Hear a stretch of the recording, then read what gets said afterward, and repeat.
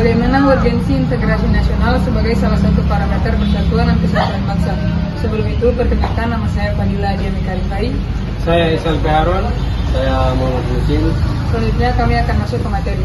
Saya akan membacakan materi bab 3, yaitu tentang bagaimana urgensi integrasi nasional sebagai salah satu parameter persatuan dan kesatuan bangsa.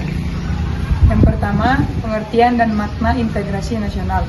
Integrasi nasional adalah proses menyatukan berbagai unsur yang berbeda dalam masyarakat, seperti perbedaan suku, agama, budaya, bahasa, dan kepentingan agar tercipta kehidupan bangsa yang utuh, harmonis, dan bersatu dalam satu negara. Integrasi nasional tidak berarti menghilangkan perbedaan, melainkan menyatukan perbedaan tersebut dalam semangat kebangsaan berdasarkan Pancasila dan Undang-Undang Dasar Negara Republik Indonesia tahun 1945. Yang kedua, jenis-jenis integrasi nasional.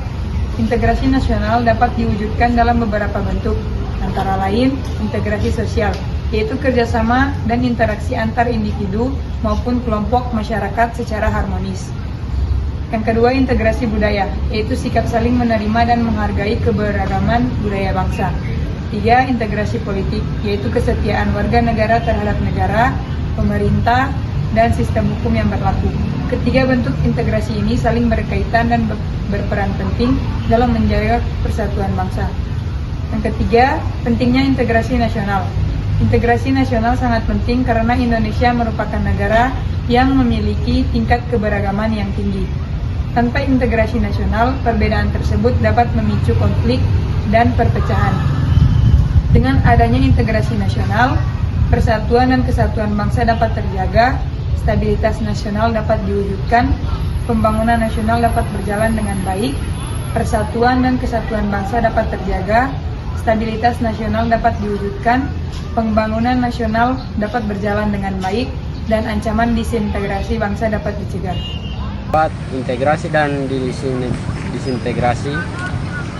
Integrasi nasional berlawanan dengan disintegrasi, yaitu kondisi yang terpercaya persatuan bangsa akibat konflik perbedaan kepentingan atau lemahnya rasa nasionalisme.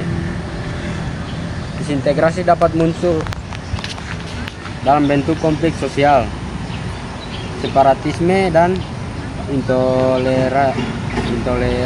Oleh karena itu, integrasi nasional harus terus terkuat oleh seluruh elemen bangsa. 5. Sumber historis, sosiologis, dan politik integrasi nasional. Secara historis, integrasi nasional Indonesia lahir dan perjuangan bersama melawan penjajahan. Secara sosiologis, integrasi dipengaruhi oleh kemajuan masyarakat Indonesia. Secara politis, integrasi dijaga melalui kebijakan negara, hukum, dan ideologi Pancasila sebagai sumber satu bangsa. Baik, saya akan melanjutkan materi dari teman saya. 6. Dinamika dan tantangan integrasi nasional.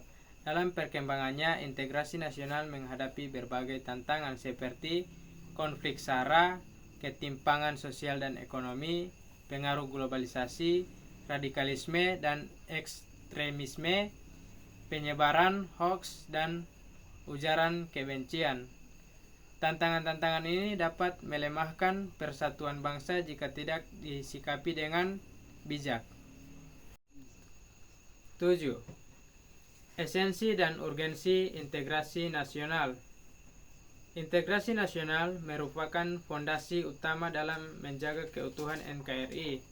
Setiap warga negara memiliki tanggung jawab untuk menjaga integrasi nasional melalui sikap toleransi, gotong royong, cinta tanah air, dan pengamalan nilai-nilai Pancasila dalam kehidupan sehari-hari. Sebagai penutup, dapat disimpulkan bahwa integrasi nasional merupakan kunci utama persatuan dan kesatuan bangsa Indonesia. Tanpa integrasi nasional, keberagaman yang kita miliki justru dapat menjadi sumber perpecahan. Oleh karena itu, sebagai generasi muda dan mahasiswa, kita memiliki peran penting dalam menjaga dan memperkuat integrasi nasional demi keutuhan negara Republik Indonesia. Itulah hasil dari presentasi dari kami. Wassalamualaikum warahmatullahi wabarakatuh.